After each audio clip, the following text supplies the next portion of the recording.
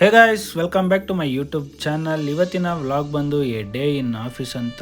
ನನಗೆ ಶೆಡ್ಯೂಲ್ ಆಗಿರೋ ಕ್ಯಾಬ್ನ ವೆಯ್ಟ್ ಮಾಡಿಕೊಂಡು ನೋಡಲ್ ಪಾಯಿಂಟಲ್ಲಿ ನಿಂತಿದ್ದೆ. ಕ್ಯಾಬ್ ಬರಲೇ ಇಲ್ವಲ್ಲ ಗುರು ಅಂದ್ಕೊಳ್ಳೋ ಅಷ್ಟರಲ್ಲಿ ಮಗನೇ ಬಂದೆ ತಡಿ ಅಂತ ಕ್ಯಾಬ್ ಬಂತು. ಸರಿ ಬ್ರೋ ಅಂತ ಹೇಳಿ OTP ಹೇಳ್ಬಿಟ್ಟು ಆಫೀಸ್ ಕಡೆ ಹೊರಟೆ.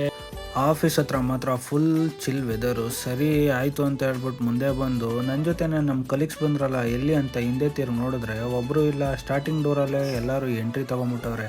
ಚಳಿ ಅಲ್ವಾ ಪಾಪ, ಹಾಗೆ ಎಂಟ್ರಿ ತಗೊಂಡವ್ರೆ ಅಂತ ಅಂದ್ಕೊಂಡು ನಾನು ಹಾಗೆ ಮುಂದೆ ಬಂದು ಎಂಟ್ರಿ ಆದೆ. ಆಲ್ಮೋಸ್ಟ್ ಈ IT ಎಂಪ್ಲಾಯ್ಸ್ಗೆಲ್ಲ ಗೊತ್ತಿರುತ್ತೆ, ಒಂದು ಪಕ್ಷ ಲಂಚ್ ಬಾಕ್ಸ್ ಮರೆತರು ID ಕಾರ್ಡ್ ಮಾತ್ರ ಮರೆಯಲ್ಲ. ಒಂದು ವೇಳೆ ID ಕಾರ್ಡ್ ಮರೆತು ಬಂದರು ಅಂತ ಇಟ್ಕೊಳ್ಳಿ, ಮ್ಯಾನೇಜರ್ ಲೆವೆಲ್ವರೆಗೂ ಹೋಗುತ್ತೆ ಅಪ್ರೂವಲ್ಗೆ. ಹಾಗೆ ನೀವು ಯಾರ್ಯಾರು ID ಕಾರ್ಡ್ ಮರೆತು ಬಂದಿದ್ದೀರಾ, ಏನೇನಾಗಿದೆ ಅಂತ ಕಮೆಂಟ್ ಮಾಡಿ, ಕಮೆಂಟ್ ಮೂಲಕ ತಿಳಿಸಿ, ನಾವು ತಿಳ್ಕೊಳ್ಳೋಣ. ಹಾಗೆ ಇದು ನಮ್ಮ ವರ್ಕ್ ಸ್ಟೇಷನ್. ನಾನು ಬರೋ ಮುಂಚೆನೇ ಆಗಲೇ ಒಬ್ಬರು ಬಂದು ಲ್ಯಾಪ್ಟಾಪ್ನ ಶಟರ್ ಥರ ಓಪನ್ ಮಾಡ್ತಿದ್ರು. ಅದನ್ನು ನೋಡಿಕೊಂಡು ಹಾಗೆ ನಮ್ಮ ಗಣೇಶಂಗೆ ಒಂದು ಸೆಲ್ಯೂಟ್ ಹಾಕ್ಬಿಟ್ಟು ಮುಂದೆ ಬಂದೆ. ಅಷ್ಟೊತ್ತಿಗೆ ಬ್ರೋ ಬಂದಿದ್ರು. ಹಾಯ್ ಬ್ರೋ ಅಂತಂದೆ. ಏನು ಬ್ರೋ ಮಾಡ್ತಾ ಇದ್ದೀರಾ ಅಂತವ್ರು. ಹಾಯ್ ಹೇಳಲೇ ಇಲ್ಲ.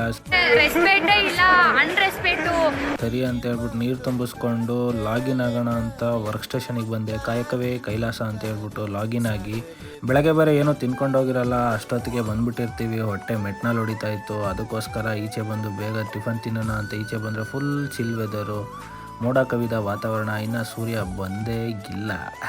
ನಾನು ಇಲ್ಲಿ ಗಮನಿಸಿದ್ದು ಏನಪ್ಪ ಅಂತ ಅಂದರೆ, ಒಬ್ಬರು ಸೈಕಲ್ ತೊಳ್ಕೊಂಡು ಹೋಗ್ತಾರೆ, ಒಬ್ಬರು ಪರ್ಕೆ ಇಟ್ಕೊಂಡು ಹೋಗ್ತಾರೆ. ಎಲ್ಲರೂ ದುಡಿಯೋದು 3 ಹೊತ್ತು ಊಟಕ್ಕಾಗಿ. ಸೊ ಹಾಗಾಗಿ ಊಟ ಮಾತ್ರ ವೇಸ್ಟ್ ಮಾಡಬಾರ್ದು ಅಂತ ಹೇಳಿ 2 ದೋಸೆ 2 ಥರ ಚಟ್ನಿ ಹಾಕ್ಸ್ಕೊಂಡು ತಿಂದು ವಾಪಸ್ ಬಂದಾಗ ಲೆಫ್ಟಲ್ಲಿ ಕಾಣಿಸಿದ್ದು ಹೀಗೆ. ಸರಿ ಅಂತ ವರ್ಕ್ ಸ್ಟೇಷನ್ಗೆ ಎಂಟ್ರಿ ಕೊಟ್ಟರೆ ನಮ್ಮ ಟೀಮೇಟ್ ಒಬ್ಬರು ಅವ್ರ ಕಾಫಿ ಕುಡಿಯೋ ಬದಲು ಟೇಬಲ್ಗೆ ಲ್ಯಾಪ್ಟಾಪ್ಗೆ ಎಲ್ಲ ಕಾಫಿ ಕುಡಿಸ್ತಾ ಇದ್ರು. ಹಾಗೆ ಅವ್ರನ್ನ ಫನ್ ಮಾಡಿಕೊಂಡು ಡೇನ ಎಂಜಾಯ್ ಮಾಡಿಕೊಂಡು ಮತ್ತೆ ಬಸವಣ್ಣ ಅವರ ಹೇಳಿರೋ ವಚನಗಳನ್ನ ನೆನಪಿಸ್ಕೊಂಡು ಕಾಯಕವೇ ಕೈಲಾಸ ಅಂತ ಹೇಳಿ ಕೆಲಸ ಮುಗಿಸಿ ಅಷ್ಟೊತ್ತಿಗಾಗಲೇ ಮಧ್ಯಾಹ್ನ ಆಗಿತ್ತು. ಹೊಟ್ಟೆ ಬೇರೆ ಚುರುಗುಡ್ತಾ ಇತ್ತು. Again back to our food place. ಇಲ್ಲಿ ಮನುಷ್ಯರು ಹೋಗೋಕ್ಕೆ ಜಾಗ ಇಲ್ಲ ಅಂಥದ್ರಲ್ಲಿ ಟ್ಯಾಕ್ಟ್ರ್ ಬೇರೆ ತಂದು ನಿಲ್ಲಿಸಿದ್ದ. ಅಂಥದ್ರಲ್ಲೂ ಗಾಡಿಗಳು ನಾನು ಮುಂದು ಅಂತ ಬರ್ತಾಯಿದ್ವು. ಸರಿ ಅಂತ ಹೇಳ್ಬಿಟ್ಟು ಹೋದೆ ಫುಡ್ ಹತ್ರ. ಆಂಟಿ ಏನು ಬೇಕು ಅಂತ ಕೇಳೋ ಅಷ್ಟರಲ್ಲಿ ನಾನೇ ಮುದ್ದೆ ಆಂಟಿ ಅಂತ ಹೇಳ್ಬಿಟ್ಟು ಮುದ್ದೆ ಮತ್ತು ನಮ್ಮ ಪ್ರೋಟೀನ್ನ ಹಾಕ್ಕೊಂಡು ಬ್ಯಾಟಿಂಗ್ ಆಡ್ಕೊಂಡು ರಿಟರ್ನ್ ಆಫೀಸ್ ಹತ್ರ ಬಂದು ಪ್ಯಾಂಟ್ರಿಲಿ ನೋಡಿದ್ರೆ ಒಬ್ಬರು ಇರಲಿಲ್ಲ.